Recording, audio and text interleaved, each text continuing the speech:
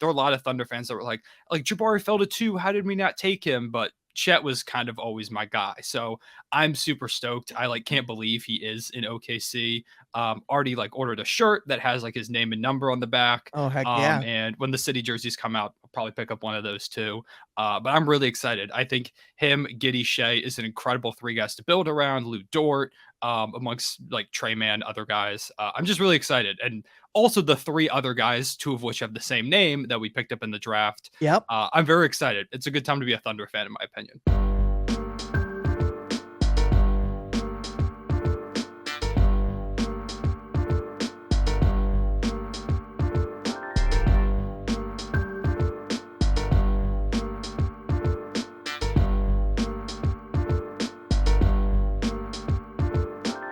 What is going on? I want to welcome you from Half Court for today, Wednesday, June 29th. I am your host, Sean Murphy, alongside my guy, Jeff Iafrady. Jeff, how's it going, buddy? How you doing? Oh, it's going good. Post-draft, the Pistons had a pretty good draft. We have our friend Cole to talk about the Thunder, so it's a good day. I'm excited. Heck yeah, man. Heck yeah. And of course, we got my man, Troy Sergey. Troy, you won some money from the draft. Congratulations, my friend. You wanted the number 1 pick and on what the Pistons were going to do. You feel pretty vindicated right now. I feel very vindicated, and I'm glad that I was able to embarrass you guys on Instagram. Dude, you're tens of followers, man. I don't know what we're going to do about it. Those tons of people seeing that. I don't know what I'm going to do with myself. But ladies and gentlemen, I got to roll out the red carpet for this guy because from a multitude of things. First of all, you might know him from NBA Twitter as @3_Cone on Twitter. You might know him from his Thunder fandom and basketball content, but also as the social media manager of Enjoy Basketball with our guy, King of the Fourth Quarter, Kenny Beecham. Ladies and gentlemen, it is my man, 3 Cone. Man, what's going on, brother? Welcome first of all, the introduction, incredible. Second of all, the voice effect completely caught me off guard. That usually does. Yeah, that was sick. I was not expecting that, man. Bro, there's been a lot that's changed, and I have some on my sleeve now, man. I got some tricks and some extra stuff we could do here, bro. But seriously, man, I'm impressed. Yeah. Well, dude, just first of all, I'm a fan of yours, you know that obviously, but also I consider you to be like a friend of mine as well. Just someone that, obviously as a fan, it's been awesome to see, your journey and your growth and on Twitter and in content and doing what you're doing now with Enjoy Basketball. But in addition, just as a friend, just all your growth and everything you're doing, man, I'm just insanely proud of you. So, and again, just thank you so much for being here and taking the time. It's been 6 months since the last pod. We were just saying this is perfect. No. Yeah, it's been a while, man. I can't believe it's been 6 months. I feel like the last probably whole year has been a complete blur for me. Like we talked about before, graduating college and just stuff continuing to happen. Moving to New York in the fall, which is very fun, by the way. Highly recommend moving to New York. It's not super expensive and obnoxious at all. Dude, not even slightly. No, not even the slightest. Oh, dude, and if you take the drive now too, gas is the cheapest it's ever been. I don't know if you heard. Yeah, it's great, man. Oh yeah, I really enjoyed it. Earlier today, I was filling up my car and I was problem right there at the start, but I went to the gas station and I was like, oh, this gas pump, I think they made this faster because I typically get because my wallet hurts too much if I fill up my tank all the way, so I usually just fill it up halfway, and it used to be $20. Jeff gets it, and it used to be $20. And so now I was like, wow, this gas pump is filling up pretty quick. I'm already at $20. And I realized it's because it's $5 now. It didn't fix the pump. It's just I am slowly getting drained of every dollar. Not slowly, man. It's getting quicker and quicker. Yeah. Yeah, man. I need to start just running places, apparently, because it's ridiculous. So oh my gosh, that's so hilarious. Well, Cone, dude, before we get into it, do you want to tell people a little bit more about Enjoy Basketball and what you guys are doing there? Because I think seriously, first of all, if you guys don't know King of the Fourth Quarter, I don't know how you don't. That guy's literally at the forefront of the content game, and I think is one of the best entrepreneurs we see in the space. What are you guys doing at Enjoy Basketball, and what's that journey been like for you, man? Yeah, man. So it's pretty cool because before starting my YouTube channel, Kenny was one of my inspirations to start that. So it's pretty dope. We've been kind of friends on Twitter for a little while and stuff like that. And a few months ago, I saw a tweet from him on his like backup account, basically being like, "Hey, we need a social media manager." And I was like, actually, it was my brother. I got to give him credit on this one. He was like, "You should do this," and I was like, "Yeah, that could probably be fun." So I sent an email. Next thing I know, I've got an interview, and here I am managing the social medias for, like you said, Enjoy Basketball, which is basically a basketball brand community that the goal is kind of getting away from all like the hot take type stuff that is very prevalent in modern, like not just basketball, but sports media in general. It's like hot takes and like these heated debates that are more oriented towards like tearing people down rather than building them up. And it's Mhm. something that I've been pretty passionate about before. Part of the thing I do on my channel is I'm very positive. Of course, like we'll talk about when players have bad performances, but the focus is more so on like what this team did well than what this person didn't do well. And so that's something that I've been kind of already on for a while. So to come on as a social media manager, it was dope. We had our first merch drop pretty recently. It's been really fun The to merch not line is just sick, by the way. yeah, I was wearing the shirt earlier, and then I brought my dog outside, and it was super muddy. I'm like, I'm not letting her get this thing muddy, Oh, heck no. so Heck not no. wearing that anymore. But yeah, it's been a lot of fun. It's crazy, not just like doing my own social media stuff, but also like another account. I had a scare the other day when I went to post on my Instagram. That I for a split second I was like, did I just post that on the Enjoy Basketball one? But no, it was not. And when I replayed it in my mind, I remembered seeing my profile picture, and it was like something in the drafts of my Instagram already. So there's no way that was going to happen. But of course, anxiety gets the best of you. Oh, of So course, of um, course. it's been Especially an because like, you adjustment. never know what kind of dumb stuff you're gonna go to post on your personals either, so, like, if you accidentally post that on, like, a verified account, that is, like I completely get that because now that I'm working for a network and doing some social media stuff myself, there's been Mhm. times where I almost go to tweet and I'm like, "Oh, that's not mine. That is way more followers than my account." Yeah, man. It's very like every time I go to tweet something, because like I'll tweet about the Thunder all the time and stuff like that. And I'm sure the Enjoy Basketball community does not care about the Thunder as much as I do.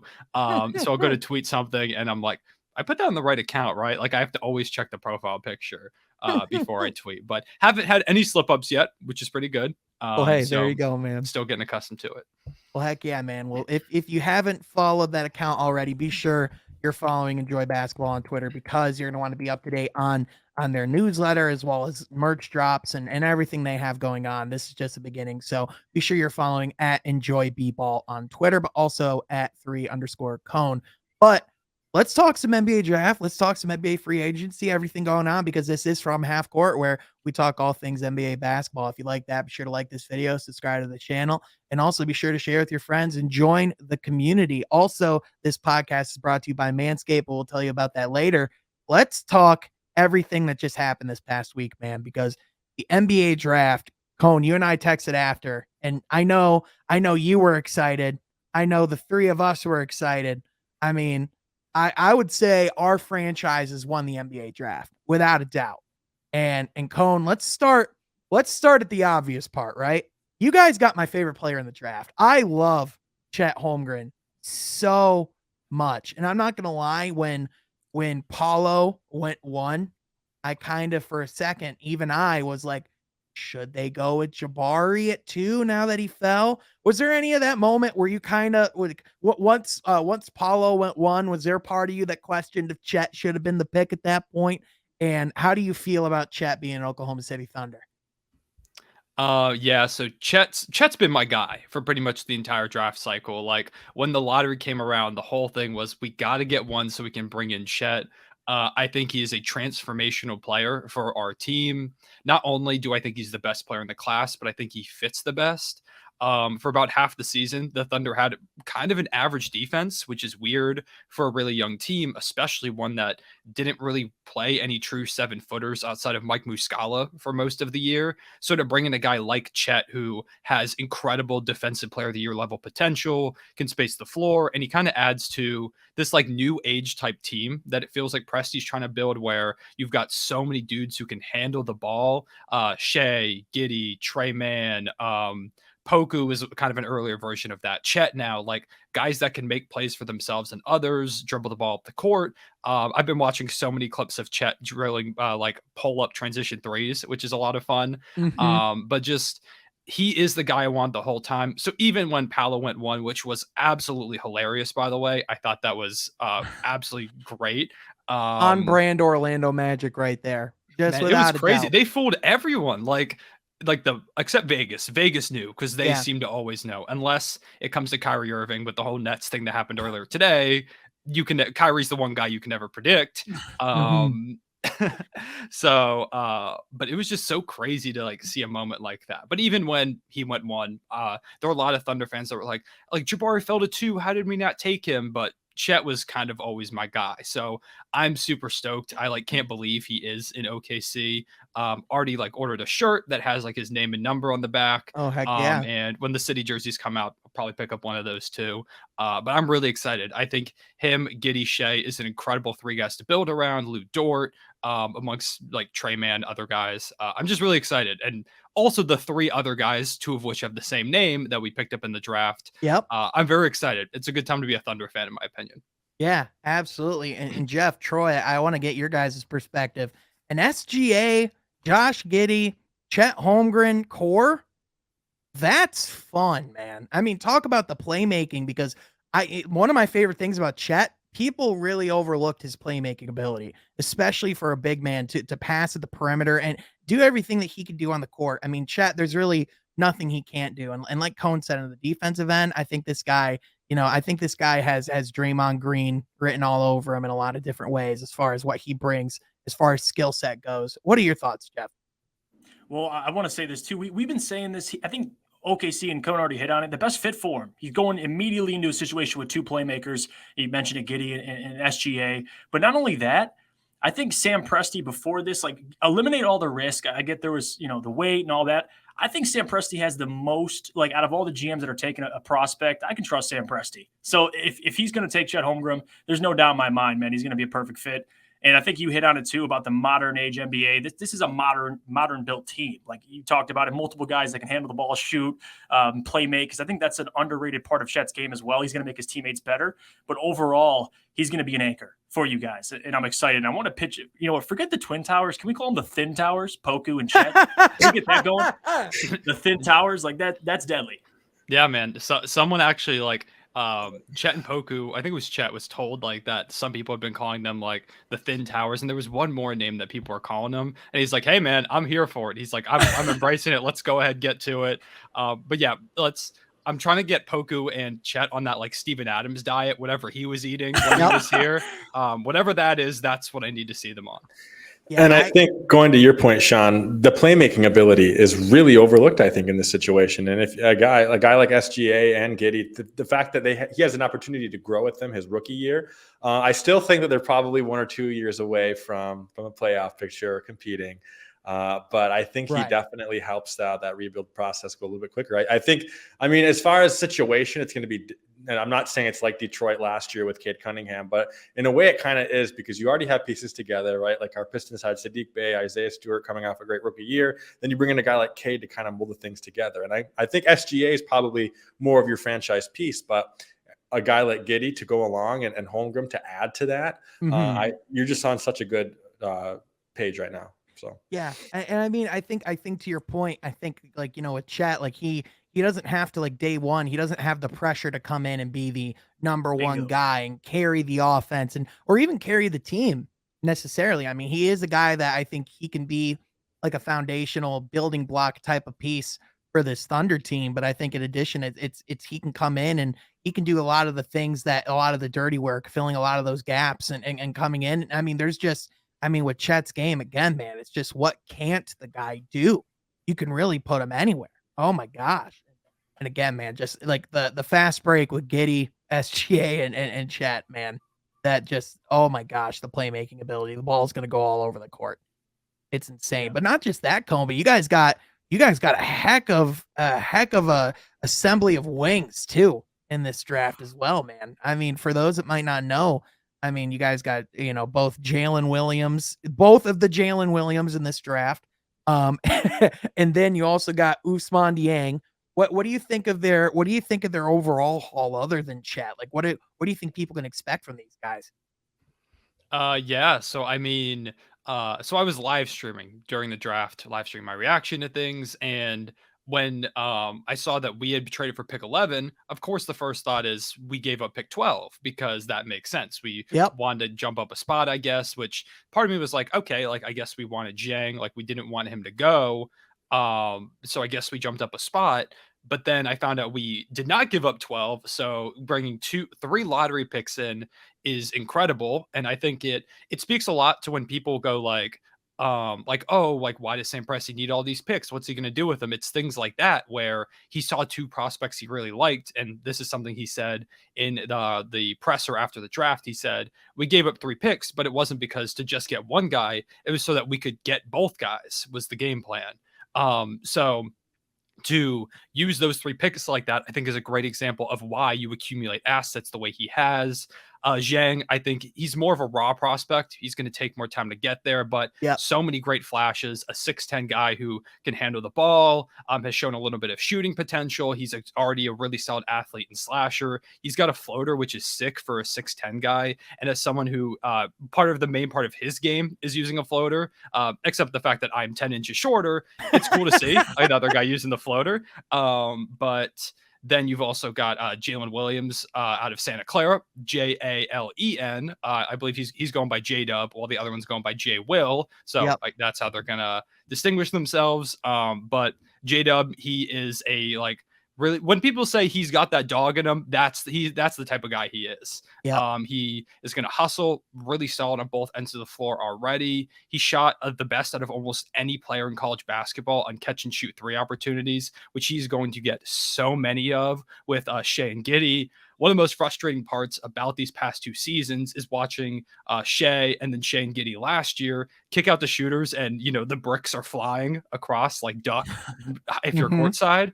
courtside. So just having a guy that could shoot, the two things I wanted coming out of this draft were a lob threat and someone who could shoot. And Chet can do that. Zhang can do a little bit of the lob threat too. Chet can shoot. Jalen Williams can shoot. Brought in the other Jalen Williams, who's just a really solid big. He's a Yep. guy that he took a ton of charges. Lou Dort has led 54. the He took yeah. 54 charges, and the next closest in college was God. around 20. Yeah, him and Lou Dort are going to be the craziest charge-taking duo the league has ever seen. I'm very excited for that one.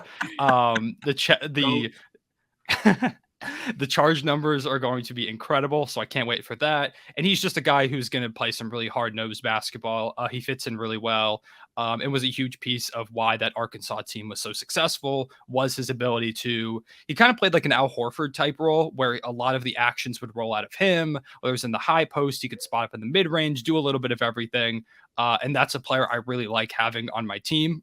So I thought it was an incredible draft, not just like not even trading up, just trading to pick 11, but getting three guys alongside my favorite prospect in the draft who all have high upside potential, fit the team well. I think we did an incredible job. And like you said, I think the Thunder and the Pistons were the two biggest winners of the draft. So Yeah, without a doubt. And I mean, guys, I mean, we talk about the best way to build and to get your way back to contending. It's taking as many shots at the draft board as you possibly can. And I mean, with the Thunder, I mean, they got, I think they went the perfect balance of upside and floor of they have guys here who can all come in and there's guys that can play to a certain floor, but then in addition, like you said, with all these picks they have, they can just take swings.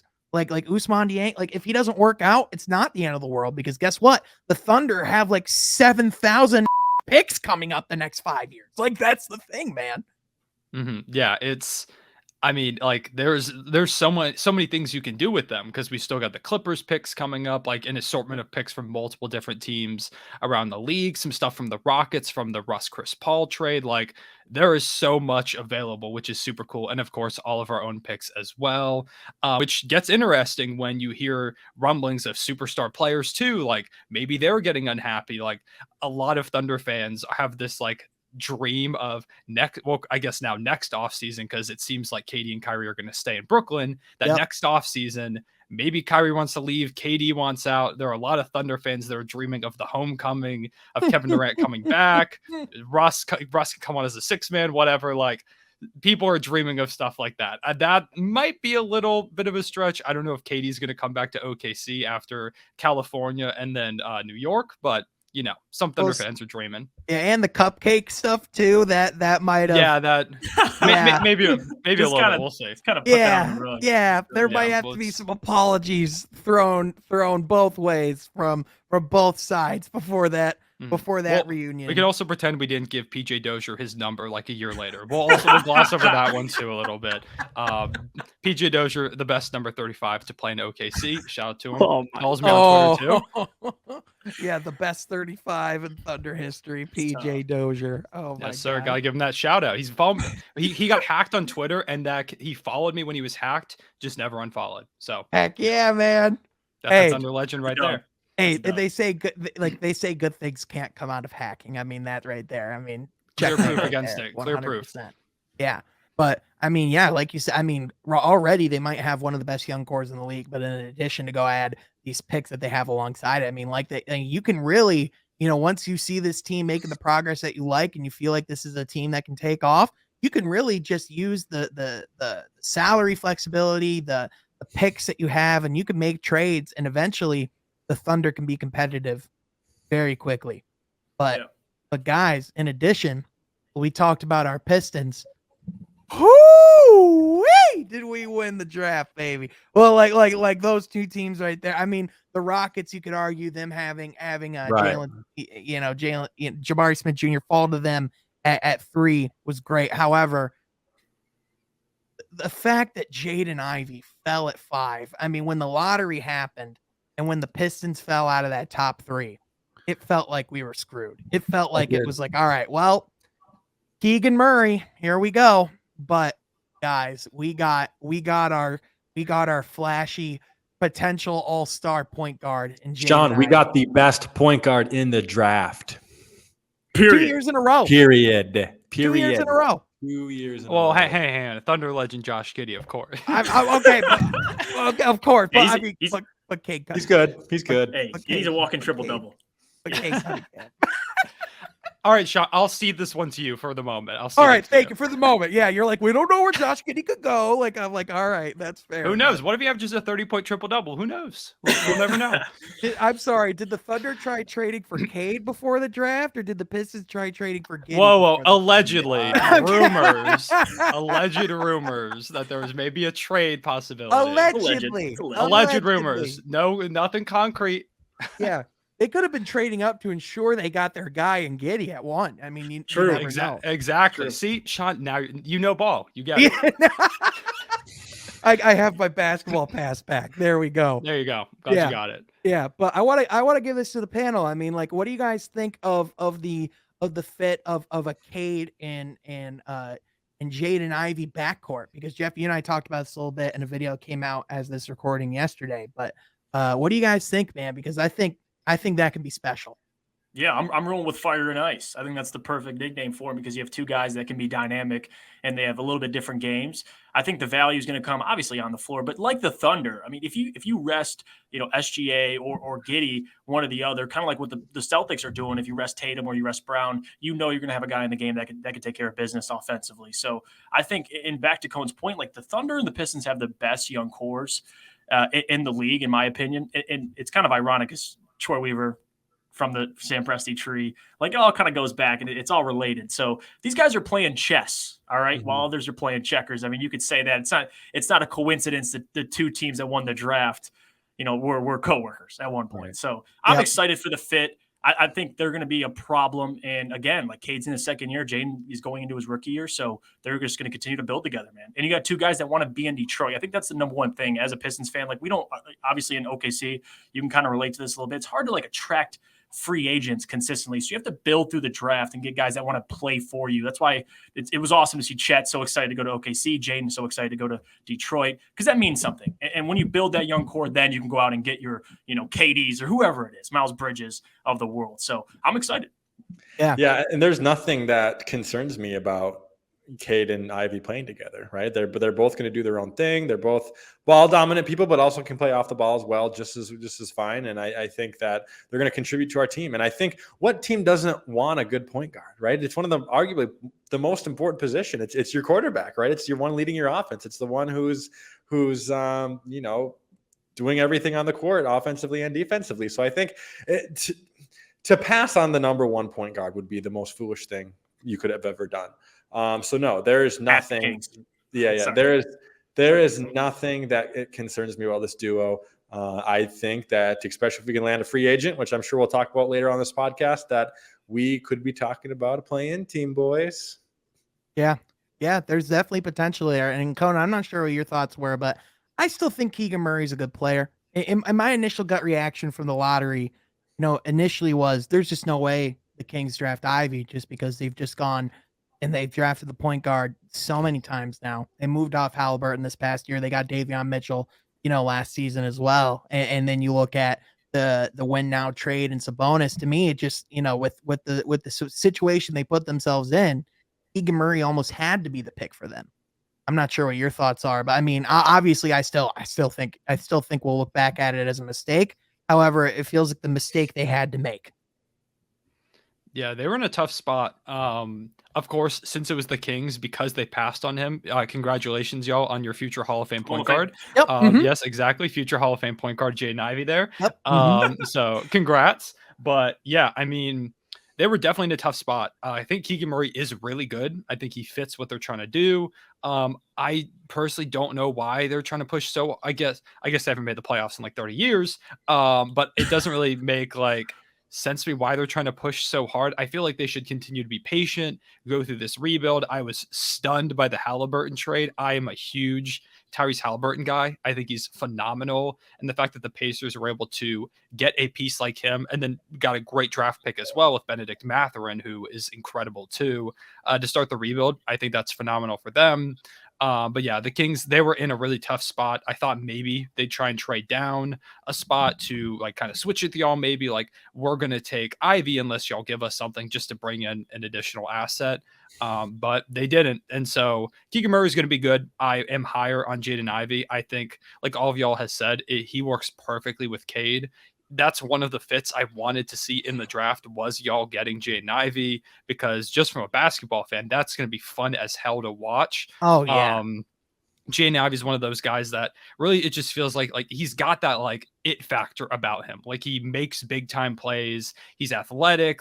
He makes highlights, and Cade does the same thing. And you combine his athleticism and his ability to attack the basket with Cade's a little bit more methodical approach, a better shooter from three. I think he can play off ball phenomenally. Of course, there will be growing pains, as there always is with young ball handlers. But I think inevitably, they will become one of the best backcourts in the league sooner than later. I think it's an incredible pairing that I'm really excited for y'all about. I think like you said, winning the draft. Also, I don't know when you want to talk about Jalen Duren, but also loved him as a prospect. So yeah, well, now feels like a great time because listen, man, I mean, talk about, before the draft, a lot of the hype with the Pistons was around DeAndre Ayton. I thought that was, initially that was, Troy Weaver's, plan A. I thought that was, the direction this offseason was going to go, get our big man in free agency and possibly get our guard in the draft.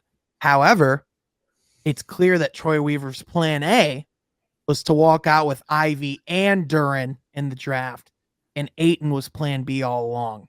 And with Troy Weaver, there was a lot of judgment and criticism thrown his way after the Jeremy Grant trade, because all they got in return for Jeremy was that 2025 pick from Milwaukee and then a pick swap in the second round. However, he flipped that 2025 first round pick to go get Jalen Duren, who is not only the youngest player in the draft, not only is he 6'11", 250 pounds, from Memphis State, was coached by Larry Brown and Rasheed Wallace this past year in college, but in addition was a guy that in the tournament just defensively and physically just looked dominant. And so and I thought, he was someone that if the Pistons got the 7th pick was potentially in play there, but for him to fall to 13, steal, absolute steal. And I would argue the Pistons just got their franchise center. Right. Right. Absolutely. Absolutely. And I think, yeah, we were so high on Ayton. I guess there's just the idea of getting him in the offseason. Obviously we kind of backed off that. And then, as you said, to get that guy, we've been talking about so much, how much we love Beef Stew, but he's not as developed as we want him to be on the offensive end. Let's just be honest. He's not probably your, the best defender on a championship. He's not your team. rim protector. He's just not. He's not your rim protector, right? And Duren fits all of those categories. He really is your traditional 5, and he plays it so well. And you could argue, next to Chet, he could be your second best traditional 5. Well, even Chet, you can argue has. Well, I'd say he's more of the modern 5, though, Troy, in the sense that with your traditional big, you're kind of stationary, or you're not really moving around as much. But like a guy like Jalen Duren, he can run up and down the court. He's insanely athletic, and he can push the pace, and he can get up above the rim too. Right. Yeah. Right. Absolutely. And I think too, I always look at value, like where you pick guys. Like you got Jaden at 5, you got Jalen Duren at 13. Like just think about that for a second. We've done mock drafts where we've acted like this is before the Jeremy Grant trade, that Jeremy would be traded to Portland for that 7th overall pick, and we had Duren at times going 7, and he fell to 13, and Troy still gets the top of his at the top of his big board, his draft board. So it was a win in my book, but. Number one, looking at Jalen Duren, just to fit the Pistons got insanely more athletic in one draft. They got 2 really the most athletic players at their position, in my opinion, and that's a plus. I mean, this is the best case scenario, like you mentioned, Sean. And as a Pistons fan, and obviously as a Thunder fan, like 2 best centers in the draft, it's hard not to be excited, man. Especially where you got them. That's what you always have to think. Like where you got these guys, 5 and 13, you didn't have to take any bad contracts on. Sign me up. Yeah, without a doubt, man. Mm-hmm. I mean, I swore when Jalen Duren fell to the Hornets, I'm like, this is perfect. Like, they need a center, and Duren behind Chet is like my second favorite big in the class. I see a lot of Bam Adebayo type game with Duren. I think he has an underrated playmaking aspect to him. He's physical. He can really run up and down the court. He can shoot like the mid range if he needs to stretch his game out a little bit more. Like, he can do a lot of the type of things that Bam does. I think he fits a similar mold, which, like you said, is perfect for y'all because kind of similar to me, like I really wanted a lob threat out of this draft in which we got Chet because I wanted Shea and Giddey to have that vertical spacing to kind of open up the game a little bit more for them. And now with a guy like Duren, like some of those growing pains that Ivy and Cade might have had before, some of those dissipate because you have that guy that can go up and catch those lobs. Cade / Jaden, like Jaden Ivey and Jalen Duren pick and rolls are going to be some of the most athletic, like pick and rolls like we've seen in a while. It's going to be really, really fun to watch. And dude, the summer league with Jaden Ivey and Jalen Duren going with the Pistons. I mean, is Cade playing, Sean? No, there's no shot. No, I mean, generally speak, I would hope. I'm hoping Killian plays. If we get Killian, Jaden Ivey, and Jalen Duren in the summer league, the summer league championship. Yeah. We said that last year too. All right, we get excited in the summer league. It was more pathetic last year too because it was almost our entire starting 5 too. And like I remember we got our wrecked by the Thunder like night 1, and it was like, all right, we're chalked. GG's, Cone. Hey man, I will say that one play that Giddey had where he drove past Cade and dunked before he twisted his ankle, that was peak. That was like top 3 moments in my life right there. Oh dude, because everyone were clowning on the Thunder last year for drafting Giddey. People forget, but like I don't listen, man. Like Sam Presti knows what he's doing. If people go, what is this pick? Sam Presti normally knows the answer more, before you do. And like you said, it's not a coincidence that it's Troy Weaver and Sam Presti that are the guys that are finding the most value in this draft because it's clear that war room, that front office in Oklahoma City, that has tutelage to it. I mean, they had built different. They were the ones that were able to draft 3 MVPs and have them on their roster at one given time. I mean, that's history right there. I still think it was funny that last year, the biggest joke of the league, who we make fun of so much for having such a big playoff drought, the Sacramento Kings won the Summer League championship. They got their ring. They did. And now they have a head coach a Sacramento Kings head coach just won a ring. We can't cloud him anymore. They're here. They've done it. 2 True. rings in the past year. It's true. It's true. But yeah, I'm really so I'm gonna be at Summer League. I'm super stoked. I think it's gonna like seeing y'all play, seeing the Thunder play with like Chet. I don't think Giddy's gonna play, but I'm sure like Trey Mann will. That's gonna be really fun. I'm excited. Like half of our rotation is gonna be playing Summer League, which is gonna be fun. So I'm really excited to be going to that. I'll have to check out when the Pistons games are because there's no way I can't not watch like Ivy and Duran play with each other, like on the court, pick and rolls. Like, yep. Well, and I got to tell you too, you're going to want to go to their first game because literally the Pistons' very first Summer League game is Pistons Trailblazers. So we face Shaden Sharp literally day 1. So that's going to be fun.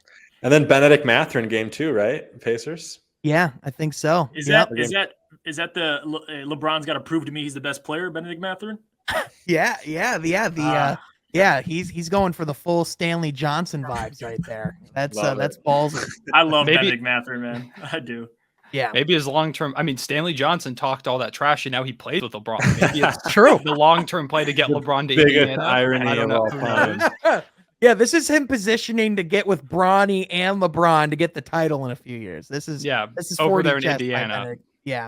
40 chess by Benedict Mathurin, 100%. So very, very quick thing, real quick. Also, Chris Haynes just tweeted that apparently John Wall and the Rockets reached a buyout. So John Wall's free. Yep, I just saw that. Yeah, so he's going to be an unrestricted free agent. Do you think the Clippers are the best fit for him? I think, in my opinion, words out of my mouth, Sean. I love you, buddy. I was just about to say Clippers. Yeah, that's where I would go if I'm John Wall. I mean, that's the best lineup without a doubt, right? I mean, that's just dynamic right there. Kawhi, Paul George, John Wall. Ooh. Yeah, they've been looking for a point guard. I think John Wall going there makes a lot of sense. Yep, 100%. We also saw Kyrie take his opt into his contract today too, which we'll get into that in a little bit. I just that's a whole thing. That, This episode of From Half Court is brought to you by Manscaped. When we talk about post players, there is few better players in the restricted area than our friends over at Manscaped. With great products such as the Lawnmower 4.0 with skin-safe technology, the Weed Whacker, their deodorants, lotions, and more, Manscaped is unrivaled when it comes to the men's hygiene game, serving over 8 million balls worldwide. That's a lot of testicles, ladies and gentlemen.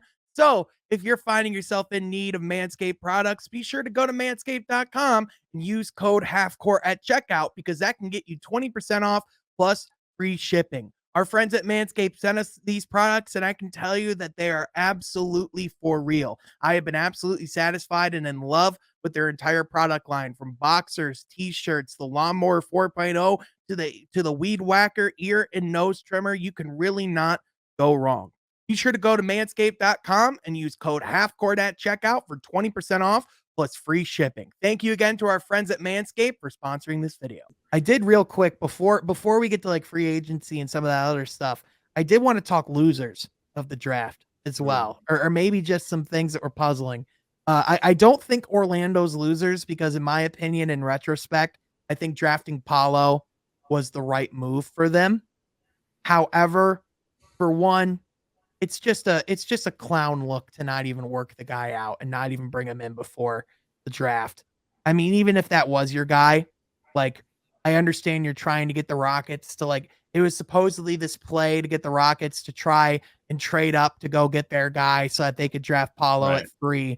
But like, all along the Rockets were saying, yeah, we'll be happy with any of these guys who fall. So I don't know whatever they were doing with like making it sound like they were going to go get Jabari, that like it was going to make them go, oh, but we want Jabari, when clearly they were fine with getting Paolo if he fell. So I just think it didn't make any sense. And especially for a team that talks about how tight-lipped they held that Paolo thing, for them to immediately turn around and pretty much leak that Mo Bamba's not coming back by Paolo taking his number and them announcing it on Twitter and everyone going, what about Mo Bamba? And they were like, oh, well, Mo Bamba's switching to number 11. And then they deleted that later. Like that was kind of a clown show.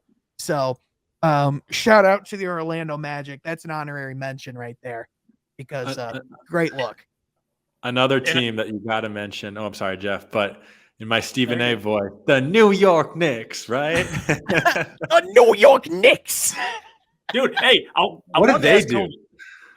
Speaking of the Knicks, no, because it ties into your question about the Knicks. Like you guys, the Knicks are probably sitting there like the Thunder gave us 3 first-round picks, but little do they know 2 of those you guys they won't even own. So really, it's like for 1 first-round pick. So the Knicks, not only did you get fleeced, I mean the Knicks, man, they got a lot of explaining to do because if you end the offseason with Jalen Brunson, that's tough. That's tough. I mean, I don't think I've ever seen a team like pursue a free agent so openly like this with the Knicks hiring his dad as an assistant coach and then clearing up Kemba Walker's salary, which I do think makes sense to get rid of his salary, but like giving up like that pick, like they needed young talent. They were the 4 seed last year, and then this past year had that huge drop off. Like they're clearly still in the midst of a rebuild. They're not in a position like Jalen Brunson doesn't make you a contender. Like you can't just give up lottery picks for like kind of nothing because those picks are all like top protected. So like the best they're gonna get out of the picks is like where they were just at like a few years down the line when they were like their rebuild's not going. Like they needed more talent. So I was kind of stunned that they didn't get 12 from us in that trade. I really thought they were going to. And if they don't get Jalen Brunson, it's going to be a complete, like, I know a lot of Knicks fans don't even want Jalen Brunson because they're like, we're going to give him $30 million and we're not like, we're going to be better, but they're not I still don't think they're a playoff team. Like with Jalen Brunson, I think they can make the play in, but I don't know. I would say that's a stretch too. Yeah. And like you said, it's like, this is if they get Jalen Brunson, because from the sounds of it, from the Dallas camp, there's a lot of belief that he's coming back. Mm-hmm. And so let's say, you know, and again, the best case scenario for the New York Knicks is the best case scenario is they land Jalen Brunson, and then your core is Jalen Brunson and you want to go with Julius Randle as well. And then maybe you're hoping RJ Barrett develops into something, but like, how are you expecting that team to be supplemented with talent if you're just never going to draft guys in the first round and just move those picks? Like it was clear like that like when like Jiang, like obviously he did not fit the Knicks at all. So like initially when that pick went through, I was like, all right, well, this is getting traded. I mean, like they're not keeping that pick, right? It's like, it's just a matter of who's the one that made the pick. But now, like you said, if they walk out empty handed, this is a New York Knicks franchise that under Leon Rose, like they were hoping to get some stability. This might be even worse than when he took it over. And that's saying something because they were in a bad spot. This is bad. Wait, and Sean, you're saying, so wait, just to clarify, you're saying a team who has a former agent as their general manager can't produce stability? Wow. I know. I was talking to Rob Pelinka. I could have sworn that wasn't the case. I mean, what the hell are we doing here, guys? Seriously. Yeah, I mean, you bring up one of the best general managers in basketball, Rob Pelinka. It just blows my mind, though, guys, that us as podcasters who are all on the same page here, and you get paid millions of dollars to run a franchise, and you're just that delusional of how things work. It's true. Well, I mean, but you're an agent, so you know people. Yeah, absolutely, man. Tone, what is it about this New York Knicks ownership and front office, just everything they got going on, man? The Knicks they've just never been good. They just have never been good. I think them getting that 4th seed was one of the worst things that's happened to them in a long time. I think that overachieving year with like the great defense, because then they committed to Tibbs long term, and I think he's a fine coach, but I don't know if he really fits. And even like fine coach, like I don't even know at this point. But like then because that got them to commit like so much money to Julius Randle, who had a down year, and he still is like a fine player, but that's a huge contract. And they just kind of really quickly they got a taste of like they didn't even have playoff success. They lost in 5 games to the Hawks. Like it was very clear that they needed a lot of work, and so they are now like desperately trying to recapture that by bringing in Jalen Brunson. And like he is a fine young player, but like a core of Jalen Brunson, Julius Randle, RJ Barrett, who I like RJ a lot. I think he can be a really solid player, but I don't necessarily see him as like their franchise guy. So they still don't have that. And so now they're trying to commit to, I guess, like you're not even going to have cap space because you'll have Brunson on $30 million. RJ is going to command a lot of money when he goes to restricted free agency soon. Julius Randle, I don't know how you move off of that contract. And even if you do, you bring in money alongside it unless a team shows you mercy and is like, just give us a pick and we'll take the contract. Well, and you're giving up assets. You're definitely moving a pick. Yeah, so they're just in a weird spot. I think that 4 seed was as much fun. I'm sure Knicks fans had that season. I think it was a terrible outcome for if they had lost that year, if they had been mediocre and gotten one of the top guys in last year's draft class and came back this past season and they were still kind of bad, but it was clear they were going up, who knows, maybe this year they go for a young player. But I think that short-term success kind of blinded them a little bit. Yeah, exactly. Imagine Cone if after the Thunder had a good season, that good season with Chris Paul. Imagine if they were well, we're running this back. This is our core now. The difference is competent franchises know when this isn't going to work, and this is about the best we can do. Right. And when you got to blow it up and start over and take the next steps. And we were unfortunately in that phase a while, Detroit, Sean, with Detroit. We thought Reggie Jackson, Andre Drummond were the guys, and it just. There's a point where you got to say, hey, thanks for your service, but we got to blow it up. Yeah. It's so funny. A couple of days ago, I was playing basketball with some friends, and we were randomly just started talking about when the Pistons built that big 3 of Josh Smith, Greg Monroe, and Andre Drummond. We'll talk about it, man. Dude, very random thing that we were talking about, but it was. Dude, and the thing that's incredible about it. That ain't the thin towers. That's the thick towers. All right. Oh that's the inverse of what we're looking at over here. Yeah. Yeah. But in addition to for them to have the audacity to put that team on the court the same year the Warriors dynasty started, that's just the thing. When the Warriors zigged, the Detroit Pistons sagged. They went the opposite way. We need less 3-point shooting.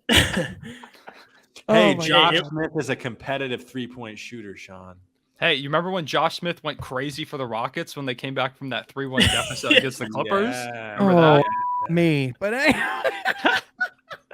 hey, that's a sniper right there. Yeah, 100%. Straight sniper. But listen, in all seriousness though, one last quick thing about the Pistons before we go out to one more loser, I'd say our young core before the 2020 draft was Luke Kennard, Sekou Doumbouya, Svi Mikhailuk, and Bruce Brown. Just 2 years later, we have Cade Cunningham, Jaden Ivey, Sadiq Bey, Jalen Duren, Isaiah Stewart, and Killian Hayes. I'd put that GM job up against anybody in the past 2 seasons. Troy Weaver, masterclass of GM work right there. Hey, we're competent. We're competent, finally. Yep, without a doubt, man. But So I would good, say, I mean, we talked about it briefly. Sacramento probably not getting the most value in return for the number 4 pick, because I think we all would say that Keegan Murray can probably be a good starter and a solid NBA player. But I hear the Pascal Siakam comps, but Pascal Siakam could create his own shot. Keegan Murray's not going to be able to create his own shot in the NBA, at least not day one. So I don't know if he's ever going to reach that level. But I mean, guys, this is kind of a situation where they kind of need Keegan Murray to be a really good player for this to not look like a bad draft for them a few years down the road, because boy, oh boy, the amount of misses they've had. You could put a dynasty together. Pistons legend Marvin Bagley. Yeah, that's true. That's true. That's true. Oh my God. And the best part is that he comes to Detroit and immediately he's like, wow, this Marvin Bagley guy can play. This guy's actually good. He was great for y'all. That was one of my favorite moves at the deadline. I was like, this is awesome, because they just started benching him. He was your former 2nd overall pick, just a few years ago, and he wasn't playing. And I'm just glad he got out of that situation, man. Me too, man. But yeah, happy for Marvin. Hope he turns into a good player. Luka being on the board there is kind of insane. And the pick and Trae Young. Mm-hmm. It's rough. They get And I Jimmer want to over add too, Clay. So bad. it's crazy to look back, and especially early in the season for the Kings when they were trying to trade Marvin Bagley and they wanted Sadiq Bey, and then the trade deadline comes and you get a bag of chips. Like I'm cool with that. All right, it all ended up working out. The Kings are in the king, and I respect. I'm not going to crap on anyone's fan base, but at the same time, thank you, Kings, because we got them for 2 players that weren't coming back anyway. So thank you. Shout out to the Kings. Absolutely, man, without a doubt. And then I would say, other than that, I mean, I would say DeAndre Ayton maybe is a loser of the draft because some of those teams that were looking for his services went and got big men in the draft. I mean, you could make a legitimate argument. I mean, I would say, myself, I'm not really as keen on signing DeAndre Ayton to a max contract after drafting Jalen Duren, even though he's young. And even though DeAndre Ayton does have a high ceiling, we have Jalen Duren. Why do we have to sign him for a max contract? We don't have to. So what do you guys think? Do you think the Pistons ultimately, do you think DeAndre Ayton, do you think his free agency stock goes lower after this? Like Troy, Jeff, what are your guys' thoughts? To a degree. Go ahead, Jeff. I was just going to say, too, it's crazy how in a week span you hear the reports of DeAndre Ayton. I would love that. What a dynamic duo me and Cade Cunningham would be. And then draft night comes, and now it's crickets. And that's really how fast things can change, especially with DeAndre Ayton. Like the Pistons this offseason rather, are one of the only teams with a lot of cap space, the ability to go spend money. So I think DeAndre Ayton, in a way, was banking on this situation working out. Now it appears it doesn't. The other 2 teams are like the Spurs and the Pacers. So it's going to be interesting to see what Ayton does. Maybe he returns to the Suns. Maybe he doesn't. But at the same time, yes, it definitely affected DeAndre, no doubt about it. Because if you sign him for 4 years and he's making upwards of $30 million, can you have Jalen Duren sit for 4 years? I don't think so. So, and he's on a rookie deal. So I'd rather take Jalen Duren. End of story. Yeah, and I think so too. I definitely with you, Jeff, and I think it makes an interesting move for the Hawks actually because I've heard that they're the next team in line for Ayton, and I heard rumors today that they're going to try to go after trade with San Antonio for DeJounte Murray. So let's talk about that. Yeah. So reports suggest that DeJounte Murray could inevitably be an Atlanta Hawk here in the next couple of days, and it sounds like they might not even be giving up John Collins to do it. Reports suggest John Collins wants out of Atlanta, and apparently they're going to be able to go get DeJounte Murray, and they could still go find a trade partner for John Collins in addition. What do you guys think of the fit of DeJounte Murray in Atlanta? Because my initial gut reaction, I know it's like you can hide Trey on the defensive end, and it kind of helps with that aspect of it, but I don't know if I love this fit. I'm going to be honest. It's weird. Sean, I'm completely with you. I really like the fit of getting a bigger defensive guard next to Trae Young in the backcourt. My worry is I don't know how DeJounte really plays off ball with Trae Young. We haven't seen Trae Young really play off ball because he's phenomenal on the ball, so you really don't want to take the ball out of his hands that much. And DeJounte's not a great shooter. He has always kind of struggled with that 3-point shot spacing the floor there. So while I like the defensive fit, like you said, I don't love the offensive fit. I think they will help each other, make each other better. But ultimately, I don't know how, if it's worth, if you have to give up 3-4 first round picks to go get him. I almost would rather wait and bring in a really solid 3-and-D guard who may not have as much ball handling capability as a DeJounte Murray. But when you have Trae Young, you don't necessarily need that. So that's a little bit of my worry is that I don't know how it works because we haven't Trae playoff ball. DeJounte, not really that kind of shooter. Yeah, go ahead, Troy. For sure. Jeff, what are your thoughts? Troy, you could take this one. Okay. I was just going to say, I think it's kind of weird because again, I think Murray's kind of a stat pounder too. I feel like, he's a great player. He's nowhere near the stat pounder as a Russell Westbrook, but I feel like he's a guy that San Antonio just really used hard for a first option kind of guy. And I don't know what he would be like to share a role. I just feel like he's a guy that I wouldn't personally, as any really GM, want to bring him in as even really a second option because I just don't know what he's capable of being or doing as that second option. So what were you laughing at, Sean?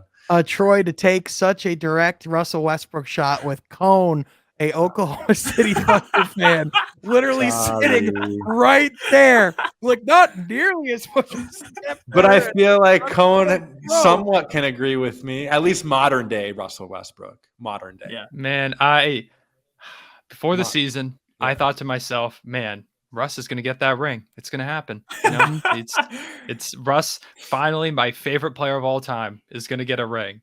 And it was one of the most painful seasons of watching. The fact that I had to watch the Lakers basketball for as long as I did was I just stopped watching at one point because I was like, I can't take this. I think it was the game against the Kings where it went to like 3 overtimes. Yeah. That was the one. I think I put out a YouTube video the next, or like I recorded something that night because I was so mad at what I watched. I was like, the Kings and Lakers just played the worst basketball game of all time, I think is what I called it. It was a complete disaster. But anyways, Russ always going to be my guy. But it was a tough season. I don't have a lot of defense right now. I'm hoping he can have that bounce back year from my guy. We'll see though. We'll see. Even if it's on the Lakers, we'll see. Absolutely fair enough. I just had to give my guy Troy a hard time on that. I couldn't let that one pass. But John, you don't disagree with me, do you? I plead the fifth. Anyway, Jeff, go. I agree with Colin on this one in terms of the fit next to Trey. I mean, people make the comparisons. It is a copycat league. So if you're going to draft a guy that is so similar to Steph Curry in terms of his shooting ability and his also defensive liability, look what the Warriors did in Klay Thompson. You have a guy who can play off ball and especially can guard your best opposing 1 or 2 guards. So I think that's the better fit. DeJounte can do that. So that's where I see the fit. But like Cohen said, the off ball ability, that's where I'm curious. And maybe the Hawks want more ball handlers because it was heavy Trae Young. But again, that's how they have success. So a part of me likes it. A part of me doesn't. I'm curious to see the fit. But again, to kind of Troy's point on a lesser stance, I wouldn't call him a stat pattern. But at the same time, you're kind of right. Like he had the ball in his hands a lot for the San Antonio Spurs, and that led to triple doubles and whatnot. So I'm curious to see the fit, but I get the defensive upside. I get what they're trying to do, but we'll see how he works off ball. Yeah, absolutely, man, without a doubt. And ultimately, time will tell. They had to do something, right? Because the current nucleus wasn't working. You know, we'll see what they do because it could be in the cards to go get a guy like DeAndre Ayton. You know, you never know. They could ultimately do like a sign and trade there with John Collins to Phoenix. There's a lot of different things that can happen, but we do have to talk about the Kyrie thing because there was all this noise and all this commotion from the NBA draft on that reports suggested that Kyrie was wanting out of Brooklyn, that he had a list of teams. By the way, we just had breaking news during the pod per Woj. John Wall's planning to sign with the Los Angeles Clippers once he clears waivers. We just called it? So we literally just called it. So, man, John Wall is officially going to go to the Clippers. Fit-wise, we love it. We just said it. That's a great fit. Congratulations to John Wall and the Clippers. But, guys, maybe that was part of why Kyrie realized that this whole thing wasn't going to work out for him because there was not a real clear path for Kyrie to both get the bag and find a team that would take his services this season. I think Kyrie is officially cut a ton of ties in this league, and after this season, might have a hard time finding a home. Big time. What do you guys think? Yeah, it's tough. Like you had the situation in Cleveland where he just asked out. You had in Boston where he told a stadium full of fans that if you'll have me, I want to be back. Yeah. And I have a friend who's a Celtics fan, and like all year there were a little bit of rumblings that maybe he'll leave, and my friend was like, there's no way he leaves. He told the whole stadium he was going to come back. Fast forward, Kyrie leaves, goes to Brooklyn, and now there was the whole situation with the pandemic, and he was like a part-time player, and that ultimately forced James Harden out, at least partially. Yeah, and so now you've got this whole contract situation. I thought it was hilarious when there was this list of teams, and Kyrie's this incredible talent, but Woj was like, no one wants him but the Lakers. Like it was. I don't know. I think it's kind of tough to swing that especially if it's a possibility that, Kyrie's a guy that I could see just retiring at any point. Like, like I was even thinking maybe this season, if the Nets decide they don't want him, he's like, okay, I'll just be done. And like that, more power to him. But it does add a lot of volatility to when you're trying to bring in a player like him, throw him 30 whatever million dollars or trade like a ton of picks for him and players. And especially when the possibility was if you got Kyrie Irving, Kevin Durant would become available. Like, are you going to trade all of your stuff for Kyrie when if you wait a couple weeks, maybe someone else does and you could like get KD? So it just Lakers would. Yeah. Oh, Lakers. Yeah, Lakers were going to go for it. Well, yeah, I mean, but yet again, the Lakers would take anything over their current situation right now, just as far as financially what they have going on. So, I mean, yeah, man, this is, I mean, for Kevin Durant, I mean, for the Nets, you got to be relieved because, I mean, consequentially, that means at least for another season, you still have Kevin Durant. I mean, it buys you more time to figure out what you possibly could do to pair Kevin Durant with something because I don't think the Nets are going to want to sign Kyrie to a long-term deal, even if he goes out and plays awesome this next season, you know? So I just think, you know, listen, man, we're seeing your actions have consequences, even if you're great, because if that greatness wears off even a little bit, suddenly teams' tolerance goes down, down, and down to the point that we see it right now. So with that, man, I mean, the Clippers, clearly we just saw they're about to be really dangerous. I think we're just seeing more and more. You know, I think the interesting thing about the free agency period, you truly never know what can happen. This Kyrie Kevin Durant situation looked like it was going to be the biggest story of the offseason. But now I feel like it's totally up in the air. I feel like the biggest storyline of the season of the offseason, I feel like we haven't even heard about yet. I feel like something's about to happen. And I feel like we're on the verge of some crazy stuff this offseason, personally. It's so hard to say, like to Cohn's point about at any moment this guy could retire, right? But it's so hard to swallow that as a fan because he still is one of the best point guards in the league. He is an elite scorer on every level, elite ball handler, elite passer. Like he truly is what any team would want out of their point guard. But does every team or does most teams want a guy like Kyrie Irving who's just so unpredictable? The answer is no.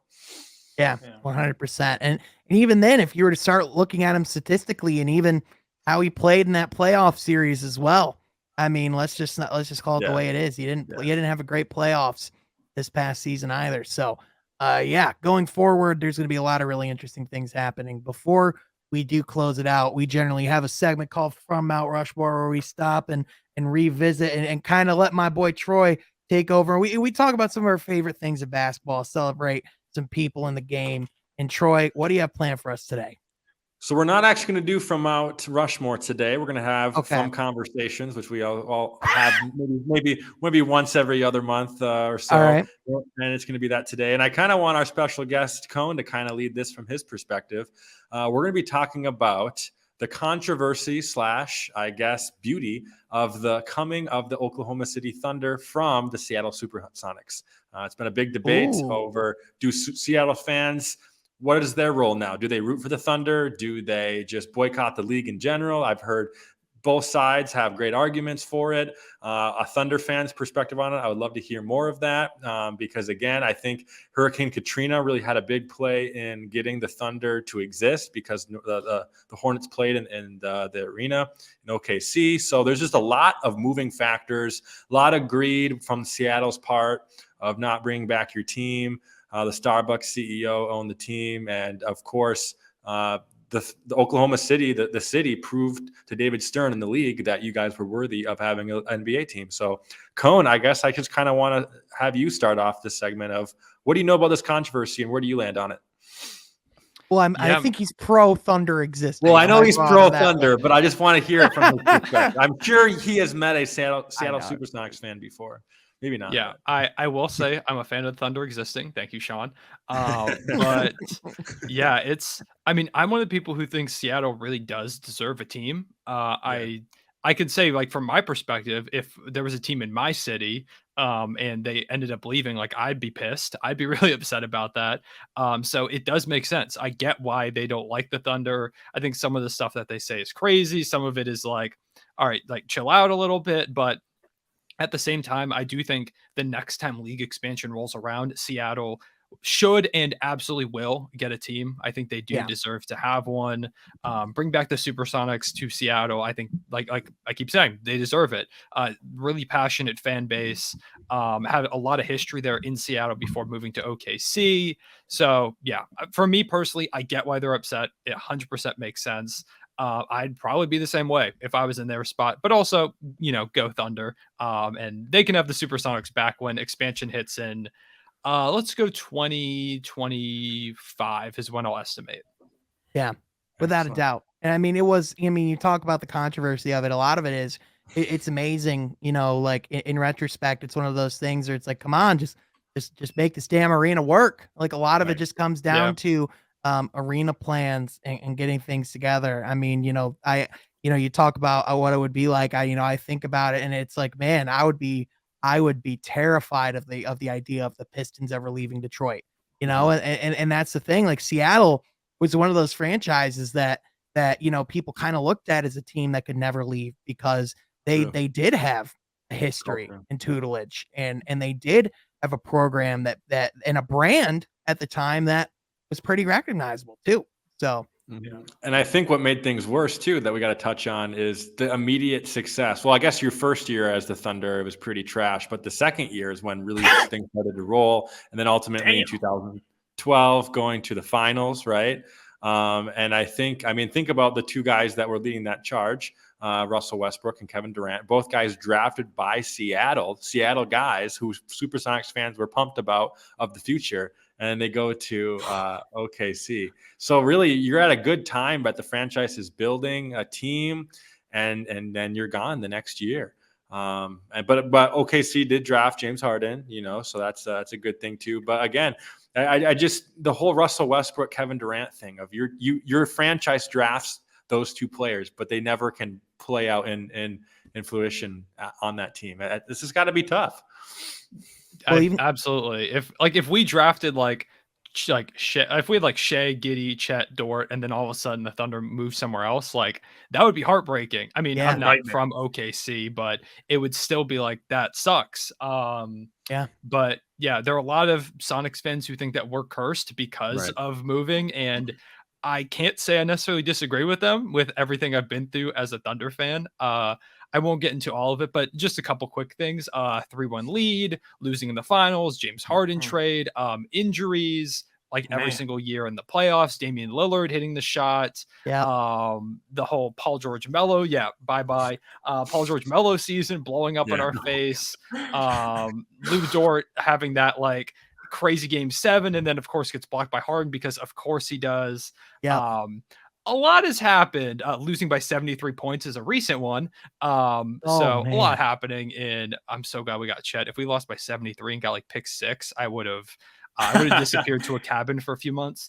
But yeah, it's been a lot. So, maybe Sonics fans are right. Maybe we are cursed, and me following the Thunder here is something that will never provide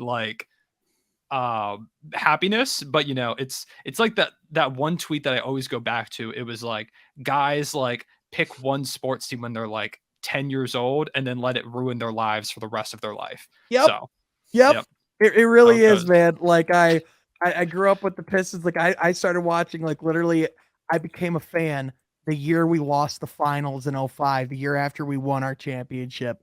So a lifelong disappointment. Jep, Troy, I know when you became a Pistons fan, because he became a Pistons fan when it was the worst time to become a Pistons fan. Allen Iverson. Yep. The Allen Iverson year. Jeff, what year did you become a Pistons fan? It was 2010, 2011. That's when I really started. Oh, no. It was bad.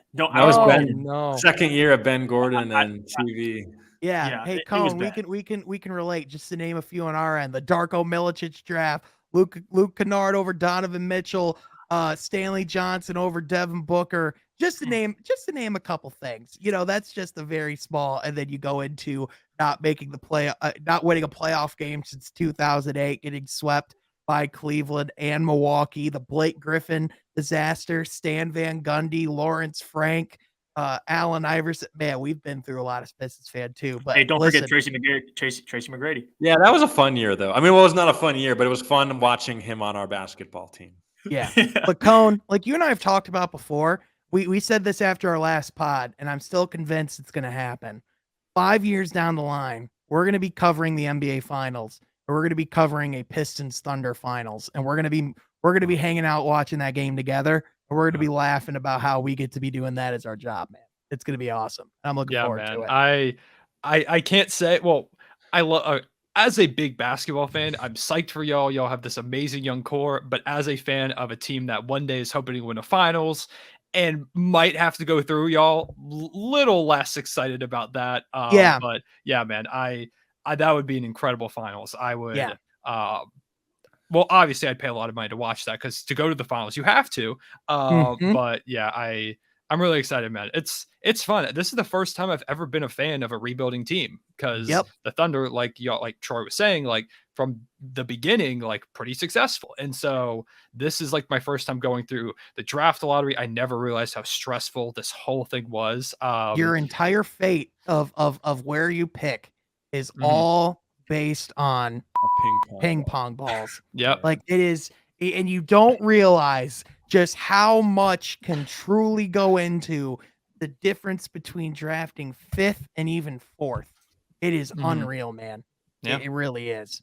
It's it's crazy, man. Like I was like the past two lotteries, like I was like completely like sweating, like shaking. Like I've had like like lottery night nightmares and like leading up to the draft, like I was having dreams like, oh my God, we took this like crazy player at this. Like I never realized I cannot wait to get back to being competitive because while the playoffs are stressful, the lottery might be the most stressful thing that has ever been invented in the history of sports because the favorite team that I have put hours and hours and hours into watching, like so much money into going to games and like buying like league pass to watch them and shirts and jerseys and whatever.